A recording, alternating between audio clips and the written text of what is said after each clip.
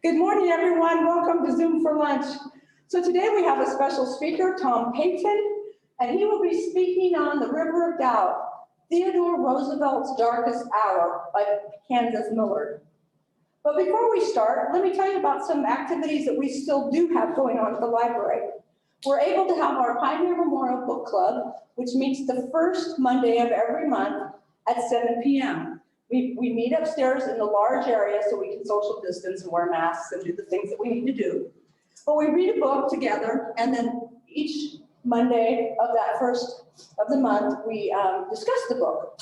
And we have quite a range of books that we read, quite a few genres, and quite a lively discussion. So come and join us. Male or female, doesn't matter. Even high school students have joined us. The other book club we have is our science fiction book club, and that meets on the first Sunday of the month. And if you're interested in that, let us know, and we'll get us the book for you that they're reading. And you can join them, also upstairs in the main area, on that Sunday. We have a poetry group that meets the second Monday of the month at 3 o'clock, and we meet in the meeting room upstairs, and we social distance. There are some in our group that are avid poetry writers and very good. Others share information about poets or family members who are poets. Some of us try to write some poetry in terms of themes or something when we're challenged by our group members. It's a great experience, and I've really enjoyed it. Our story time for children starts on January 12th, 2021. Sorry, I forgot to put 2021 on there. But on January 12th, the first Tuesday, and that's for children under the age of 5. Our Youth Activity Center the kids meet at 3:30 to 5:30 every afternoon, Monday to Friday, when school's in session, and they meet downstairs here. They're able to social distance. Right now, they have to wear a mask because of the amount of COVID we have in our community and keeping people safe. But they still come and they still have a good time. When school's not in session, we have it from 1 to 5, Monday through Friday. And those are on calendar days when the school has said there will be no school. If we don't have something for the kids, we put it on Facebook or send emails out to parents. Also, our Writers Club meets once a month, or once a month at least, sometimes twice a month. They meet in the meeting room and they discuss materials that the other ones in the group are writing. Maybe somebody will ask for a review, or they're part of the Kansas Authors Club also, and so they do some seminars and things on that. So join them if you're interested in writing or want somebody to encourage you in what you're hoping to publish. And then also, if you cannot get into the library or don't want to come in for some reason, you can download audio and ebooks. Sunflower, our Libby app is like this. You just put it on your phone and you could read or listen to a book. All you have to have is a library card. And then our Hoopla digital ebook has ebooks, audiobooks, movies, cartoons, graphics, documentaries, music even, from, say, the Disney Channel or Disney film or something. There's all kinds of things on this platform. So all you need is a library card, and then once you get a library card and do what you need to do with the password and things, then you can put this on your phone and use it. You can also use it on your TV, on a tablet, on a computer, and it is very versatile. So, and it's all free. So what I do sometimes is I'll start reading the book in print, and then if I go somewhere, I want to get the book, I'll download it in one of these two platforms, and then I can take it with me on my phone. It's a great way to be able to continue reading something when you can't take your book with you. So also remember, we have note card sets for sale. If you want to send a note to a family or friend, we do have those. Those were taken from A Day in the Life of Thomas County a few years ago, and the Friends organization has printed those. And these are some of our current new ones. These are really very nice cards. And then also remember to like us on Facebook, and that's where the first announcement will be if we're going to have a weather issue and we have to be closed, or if our restrictions for COVID or something changes. That's where you can look. The second place you would look is our website, colbylibrary.com. So those are some of our best things for you to remember Facebook or our website if you have something that you want to find out about the library if it's close enough to the weather. And since it is January and we might get a snowstorm this month, that's just a short reminder. Now, without further ado, let me invite Tom Peyton to talk on the book, Theodore Roosevelt's Darkest Journey by Candace Miller. Come on in, Tom. Thank you, Melanie. This is the book that I really didn't want to buy. I was at Mount Rushmore. I was in a little bookstore there, not the main one, and it seemed like there were some people watching me. I felt like I was being watched, and I felt like they thought I was going to steal something, so I just kind of got uncomfortable, took the book over and paid for it and walked out. But I'm really glad I bought this book because it is an exciting story written by Candace Millard. It seems to me that it's almost like she's talking to you as she tells all about this adventure. It's filled with adventure. It's filled with lots of, it was a very intense book. And so exciting book to read. So this is the book I almost didn't buy, but I'm glad that I did. What comes to your mind, though, when you think about Theodore Roosevelt? Do you think about a little boy who had asthma, severe asthma, and his father told him that if he would go into the gym and work out really hard, that he could beat his asthma? And he did, this little boy. Do you think about a young man who, living on the East Coast, got on a train and went out west to be a cowboy for a few years to help him grow up? Do you think about a gallant officer who led a daring charge up San Juan Hill in Cuba during the Spanish-American War? A very successful charge. That made him famous. But I know we all think of him as being a two-term Republican president of the United States. Now, at the end of those 2 terms, though, he wanted a 3rd term. And if the Republican Party would not nominate him to that 3rd term because of term limits, and so he started his own party called the Bull Moose Party. And he was running for president. He was campaigning out in the street one day, and somebody shot him in the chest. Fortunately, he was wearing a heavy coat, and in his breast pocket, he had a steel flask for alcohol. He had a steel container for his spectacles and a 50-page manuscript of his speech that he was giving, which was folded up and in his pocket. And these things deflected the bullet, but it still went 5 inches into his chest. It just didn't hit any vital organs. And so he stood there and he thought for a moment, he thought, you know, I think I can finish my speech. And so before a horrified crowd, he talked another 45 minutes and then said, okay, let's go to the hospital. And they took the bullet out of his chest. But that's the kind of man that he was. Now, he lost the election because, of course, being a 3rd party, he split the ticket with the Republican candidate. So they both lost. And Woodrow Wilson became the Democrat president of the United States. But Roosevelt went from being a very popular man then to being kind of a pariah. People were angry at him. They didn't want anything to do with him. He'd lost the election for them. And so he thought, I need another adventure. During the time that he was president of the United States, he went to Africa several times and went on safaris and shot big game. And that kind of helped his image as being a man's man. But he thought, well, he'd been to Africa enough times, he started thinking about South America. His son Kermit was there building bridges and things, and he was a man's man, a young man that was strong and wise and very smart, very gifted.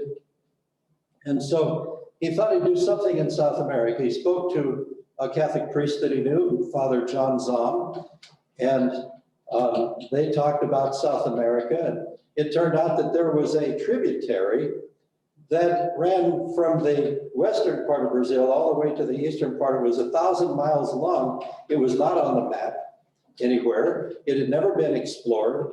And so they decided that this was what they were going to do. That would be their adventure. So they put together a team, and actually John Zom had gone into sporting goods store, and he went into a certain department, and the head of that department, he and Father John Zahm started having a discussion, and Zahm began to think, well, this is the man who should outfit our expedition. What he didn't know was that Fiala was the worst man that he could have chosen, because Fiala had already outfitted 2 expeditions to the North Pole, both ended in disaster, largely because he did not know how to outfit them. One was across Antarctica, that also ended in disaster because Fiala just didn't know what to do. But this is the man they decided would outfit their expedition. So they made their plans, and they got in a boat and went down to South America. When they got there, Roosevelt thought, you know, I'm a former president of the United States. I kind of owe it to these South American countries to make a speech tour. So he did. And the rest of the team had to wait for a couple of months while he went to all these countries. They loved to hear him because they loved the presidents of the United States. So he finally finished the speech tour, and they went to the staging place where all of the things that Fiala had put together were there, all of the equipment for this expedition, and they found out that he'd done a horrible job. As far as food was concerned, he didn't have near enough nourishing food. He had a lot of comfort foods, delicacies, things like that. But as far as real food, they knew right then they didn't have enough food. He loaded a lot of stuff on oxen, which they thought they were going to eat on the way, kill and eat. Actually, Fiala didn't give them enough food because he thought any group worth their salt would be able to shoot game and have enough to eat that way. But at any rate, that didn't turn out to be the case in this particular expedition. So anyway, these oxen, as they were covering this long drive over to the beginning of the River of Doubt, when the oxen began to run off with the equipment, and so they had to gather them up again and then run off again, gather them up. They had food on donkeys too, but it just took them a long time to get there. In the meantime, Kermit, before they left, had been talking to a young lady, a pretty girl named Belle Willard. And as they were heading toward the beginning of this tributary, he got thinking about her. And he thought, you know, I think I'm in love with this girl. So he wrote her a letter back telling her, you know, please don't hate me for eternity because I'm overstepping, you know. But I'm in love with you. I just think that I'm in love with everything about you. And just please give me an answer. Well, it was about 5 weeks before he got his answer.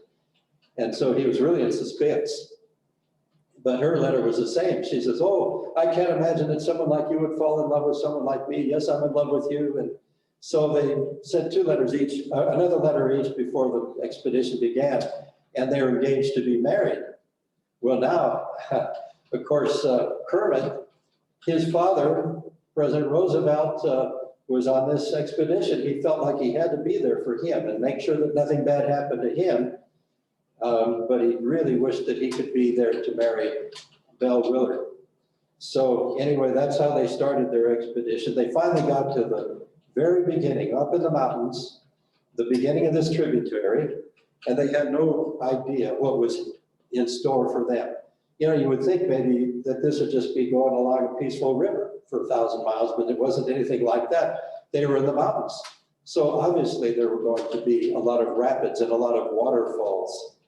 And of course, Anthony Fiala had given them metal motorboats, which were not fit for this at all. So they had to leave those behind right from the beginning. He also gave them canvas canoes, which were pretty good, except eventually they get holes in them and they had to be replaced.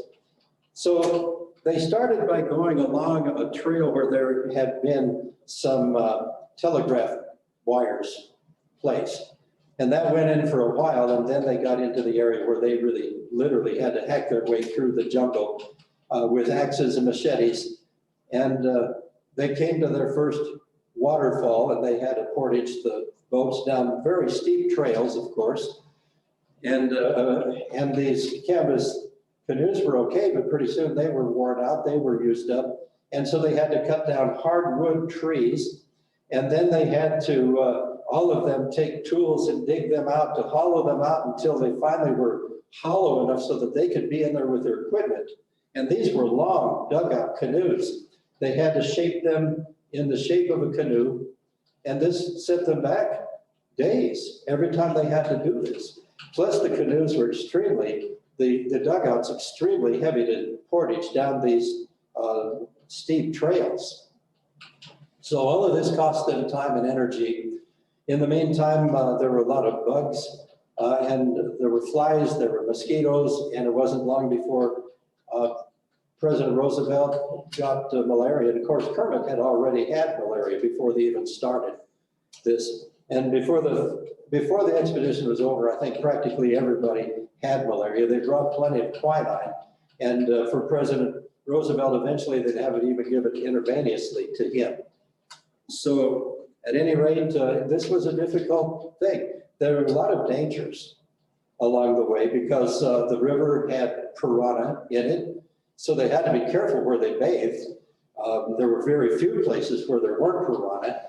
And so you had to be very careful. Not only that, but there were, of course, anaconda snakes under every rock and under rocks and logs and things. And in the grass, there were also some very dangerous coral snakes, big coral snakes, and just a lot of dangerous things. One of the things that they were always nervous when they were going by a village, because they were intruders going past these villages and they didn't know if they were going to be attacked.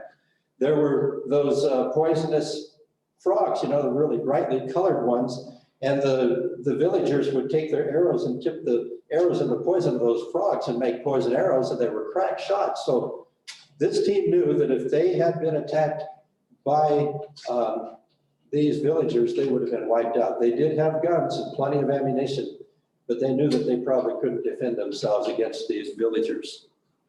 So as they went, it just seemed like there was one waterfall after another, and every time they had to portage down a very steep trail, and they got to one waterfall that had an island behind it.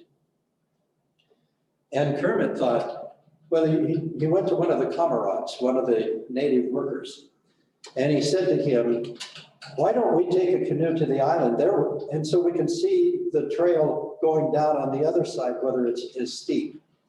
And the comrade said, no way, it's too dangerous. And Kermit said, no, let's do it. The comrade said, no, we can't do it.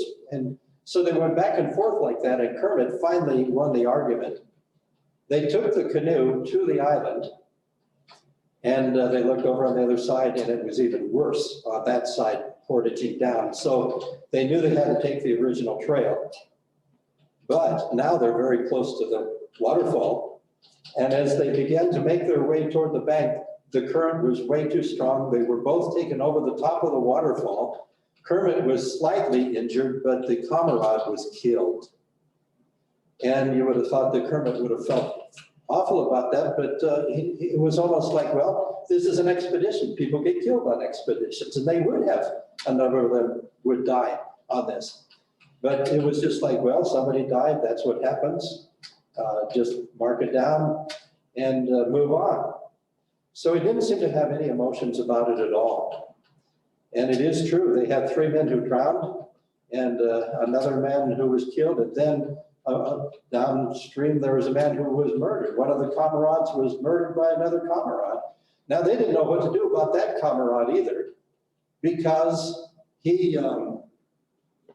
committed murder. They thought that he should die, but nobody wanted to execute him. So eventually he escaped into the jungle, and they thought, well, that'll take care of it because nobody can survive that. And then several miles downstream, they were going around a curve, and here this guy comes out of the jungle and he's waving his arms and asking them to come on, take him aboard, and they couldn't because the current was too strong. And they thought, well, that takes care of that. But they were able to shoot some monkeys for food. They were able to kill anaconda snakes and animals like that, but it was very rare that they could shoot enough. They couldn't shoot enough to really feed themselves. And so early on, they knew they put themselves on a starvation diet because they knew that it was a race against time before they would get to the end of this 1,000 miles before they ran out of food. In fact, they were already wondering if they were going to survive this. Well, they kept going over waterfalls and waterfalls, waterfalls, and finally they got into a little milder area, and they saw a house that was not a grass hut. And so they stopped, and there was a man and his wife and a child, and they fed all of these guys. There must have been about 18 of them left by this time. They started out with 22. And so they got some food there, and then downstream a ways, again, they came across a store, but not like you would think. It was just sort of a ramshackle building that had a few supplies that they could buy, but it still was far from enough, and they knew it. As they got further downstream and lower in elevation, now they came across some people who worked the rubber trees. You know, Henry Ford had just invented the Model A and the Model T, and most everybody was able to afford a car. So Ford needed a lot of rubber to make the tires for these cars. And so they started running into the rubber workers. They didn't communicate with them. They just saw them as they went by. And so they knew that they were getting closer. Already a few months had passed. This was a long, long journey, 1,000 miles. And even now they were coming across waterfalls and rapids still, as they were still descending. And some very dangerous times, but by this time they wondered if Roosevelt was going to survive. The malaria, he had heart troubles, and all of them were on starvation diets, and Roosevelt himself didn't think that he would make the trip. Well, ultimately, after several months, they got to their destination, where the River of Doubt. And by the way, this is what the natives called it, because nobody knew much about it. It had not been explored. It had not been charted. It was not on any map. But by the time they got to the place where the tributary came into the Amazon River, there was the rescue team. There were those who were to greet them. And so they were saved, and Roosevelt got the medical attention that he needed as well. Now, some of the rest of the story is pretty sad, because Kermit went to Europe, I think it was Holland, where Belle Willard was waiting for him. And they got together and they got married. President and his wife, former president, they were able to be at the wedding, and it was a beautiful wedding and everything. But Kermit then, shortly after he got married, started drinking heavily. And I'm thinking that maybe that comrade that was killed on the waterfall, really, he had internalized that and wasn't able to deal with it now. Here he was living his life with his beautiful woman, but this man had died and it was his fault. And not only did he start drinking heavily, but then he started being unfaithful to his wife, and out in the open too. He didn't try to hide it or anything. He was just going from one woman to another. And ultimately, one day he took a revolver and committed suicide. So that was the tragic end of his life.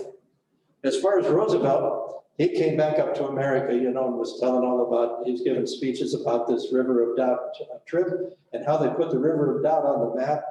And one very prominent explorer started calling him a liar, said this never happened. They never did this trip. He's just making the whole thing up. And so he had to get his crew back together, and they had photographs. They had all kinds of evidence, proof that they had made this trip, and he was exonerated, but just kind of really kind of hurt. But eventually people realized that he had done it. But this was the story. This was the adventure that he needed to restore his name and to help him to get over the loss of that election.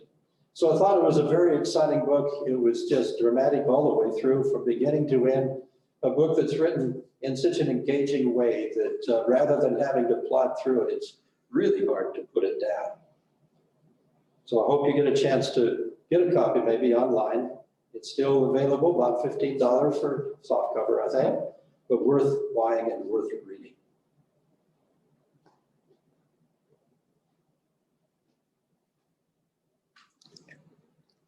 Thank you, Tom, for sharing with us about that wonderful book. And come in and check out a book, check the book out from the library, and enjoy it yourself. it's kind of important to think about that, what people go through when they don't get exactly what they want, or when something happens in an election, where people go and what they do. And I thought it was pretty thoughtful to be presenting this story at this time, and for all of us to think what we do when we don't succeed in something that meant so much to us. So come in, check the book out, or find another book that would inspire you, especially in the new year as we begin 2021. Thank you for joining us for Zoom for Lunch.